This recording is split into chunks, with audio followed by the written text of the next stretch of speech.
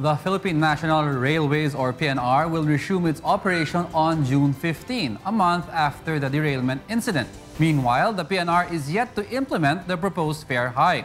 Tell us why, Mon Hokson. The Philippine National Railways, or PNR, reassures the public that it is once again safe to ride the trains that are now in good condition. TUV Rainland rail experts are almost finished with the inspection and investigation on the train derailment incident that happened last April. PNR will resume its operations on the second week of June, catering to more than 70,000 passengers daily. Pag titingnan yung commitment ng PNR, siguro po parang finish or not finish, pass your paper, we will operate by June 15. 95% sure. The safety consideration for making sure that the train operations are resumed has already been given top priority. The PNR admits that prior to the incident, they failed to conduct daily system checks using a rail car. This time, to ensure passenger safety, PNR will deploy a rail car every day to inspect the rails from the Tuban station to the Calamba station in Laguna. PNR continues to complain of inadequate budget. To date, the implementation of the fare hike is still pending. Even with the fare increase, however, PNR still cannot provide the necessary funding for the full rehabilitation of the trains and stations.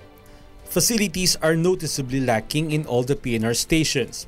For example, a log cut into long pieces simply serves as chairs for waiting commuters, while most remain standing while waiting for the next train. Until now, the ticketing system is manual and some of the passengers get away with not paying the proper fare. With the implementation of the fare hike, PNR will earn 116 million pesos.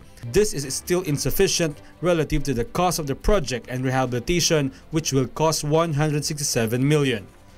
Based on PNR Board Resolution 094 of 2014, the minimum fare will increase from 10 pesos to 15 pesos and the maximum fare from 45 pesos to 60 pesos. According to PNR officials, to minimize its losses, PNR must implement a 28 peso minimum fare. We also made it clear that the fare hike is important because of the fact that we run a cash operating loss every time we run. In fact, it costs about 28 pesos to be able to transport a passenger.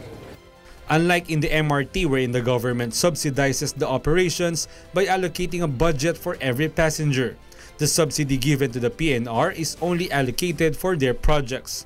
Despite this, PNR opts to implement the lowest fares among all mass transportation systems in the country.